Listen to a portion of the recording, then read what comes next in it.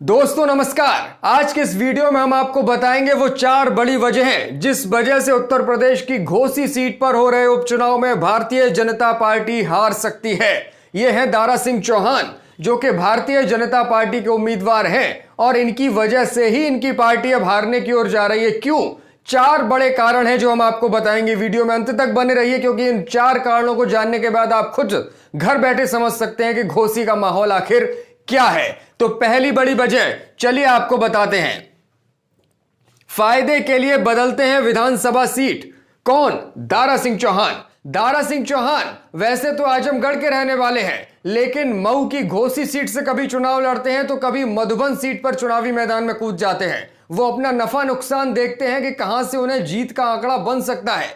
सबसे बड़ी बात यही है घोसी के अंदर चल रही है, क्योंकि वही विधायक थे इससे पहले भी इस चुनाव में वो समाजवादी पार्टी की ओर से विधायक थे, और अब जब उपचुनाव हो रहा है तो वो उम्मीदवार हैं भाजपा के। यानी कि जनता समझ नहीं पा रही है, उनके साथ के जो प्रचारक हैं, जो नेता हैं, वो भी नहीं समझ पा रहे हैं कि किस तरह से घोसी सीट के मतदाताओं को कन्विंस किया जाए कि आखिर जो विधायक आपके थे वो फिर से मैदान में है, लेकिन पार्टी बदल गई और इसी वजह से पूरा उपचुनाव हो रहा है। इस वजह से बड़ी समस्या में वो फंसे। हालांकि दारा सिंह चौहान खुद चाहते थे कि वो लोकसभा का चुनाव लड़े, लेकिन भाजपा ने उन्हें फिर से उन्हीं की सीट पे ले जाकर के फंसा दिया है। तो ये सबसे बड़ा पहला कारण है। चलिए दूसरा कारण देखिए, बीजेपी के भीतरघात की आशंका। ये क्यों हम कह रहे हैं? क्योंकि भाजपा के तमाम ऐसे कद्दावर नेता घोसी के अंदर और मऊ जिले के अंदर बैठे थे जो चाहते थे कि वो उपचुनाव में चुनाव लड़े। लगातार दावेदारी की जा रही थी, लेकिन भारतीय जनता पार्टी ने फिर से दारा सिंह चौहान को मैदान में भेज दिया और कह दिया कि आप जाइए और खुद को साबित करके दिखाइए,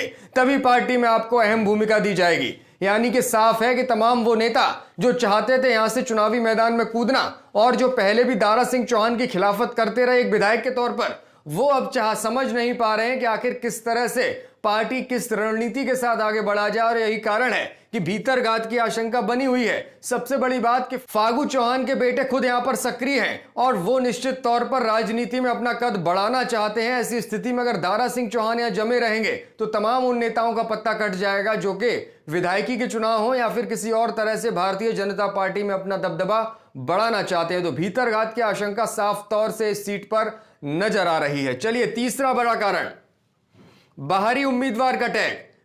चूंकि दारा सिंह चौहान आजमगढ़ के रहने वाले हैं, आजमगढ़ से वो किसी भी चुनाव में मैदान में नहीं उतरते हैं। अभी भी आजमगढ़ में वो निवास करते हैं, लेकिन चुनाव लड़ते हैं मऊ की घोसी सीट से। यहां से लड़ने का सीधा मतलब है कि उन पर आरोप लगता है कि आप बाहरी उम्मीदवार हैं। अपने नफा नुकसान को देखते हुए, अपने वोट बैंक को देखते हुए, अपनी बिरादरी की संख्या को देखते हुए आप यहां से चुनावी मैदान में आते हैं और जीतने के बाद फिर से जाकर आजमगढ़ में बैठ जाते हैं। यह बहुत बड़ा प्रश्न है जनता के बीच, और लगातार विरोधी भी इस मुद्दे को उठा रहे हैं और कह रहे हैं कि वो बाहरी उम्मीदवार हैं। और बाहरी उम्मीदवार का जब टैग किसी भी प्रत्याशी पर लगता है तो सीधे तौर पर उसका नुकसान उसको झेलना पड़ता है। एंटी इनकम्बेंसी, क्योंकि निश्चित तौर पर जब वो विधायक चुने गए थे समाजवादी पार्टी की ओर से, सत्ता के खिलाफ आवाज उठाते रहे, लेकिन अब वो वापस सत्ताधारी दल के साथ आकर के बैठ गए हैं। तो हम निश्चित तौर पर 2 अहम कारण खड़े होते हैं। एक तो ये कि जो बाहरी उम्मीदवार का टैग उनके ऊपर है वो, दूसरा एंटी इनकम्बेंसी का भी मुद्दा उन पर हावी है इस सीट पर। और समाजवादी पार्टी पूरी दम लगा रही है। अखिलेश यादव, शिवपाल सिंह यादव, रामगोपाल यादव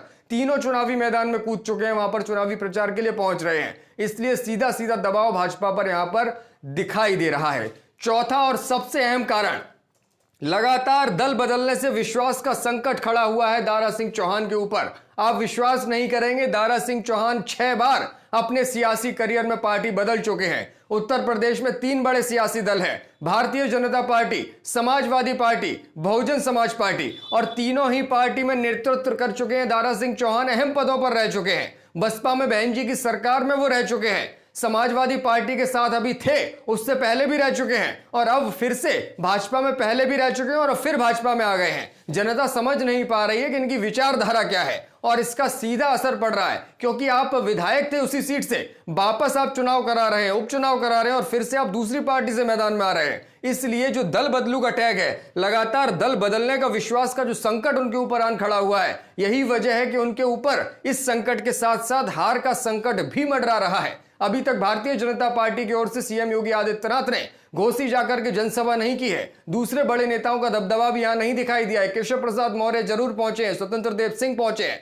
लेकिन और भी बड़े नेताओं की उम्मीद की जा रही है और दारा सिंह चौहान ने मुख्यमंत्री से यहां पर जनसभा किए जाने के लिए एक पत्र लिखा है, लेकिन अभी तक वो जनसभा नहीं हुई है। यानी कि दारा सिंह चौहान को कहीं ना कहीं भाजपा ने अकेला छोड़ दिया है। उपचुनाव में खुद उनको जोर आजमाइश करने का मौका दिया है और समाजवादी पार्टी इसीलिए यहां पर हावी होने की कोशिश कर रही है। कांग्रेस ने समर्थन दे दिया है, अपना दल ने समर्थन दे दिया है, बसपा हालांकि चुप है, लेकिन मूक समर्थन हो सकता है कि समाजवादी पार्टी को मिल जाए। तो ये वो बड़े और सबसे अहम कारण है जो हमने आपको बताए। अगर आपको लगता है ये कारण सही है तो आप अपना कमेंट करके अपनी राय हमें जरूर बताइएगा, और अगर आपको लगता है कि नहीं, घोसी में फिर से भाजपा जीत सकती है, दारा सिंह चौहान का पलड़ा भारी है, तो अपना पॉइंट ऑफ व्यू भी निश्चित तौर पर हमें कमेंट में बताइए। धन्यवाद।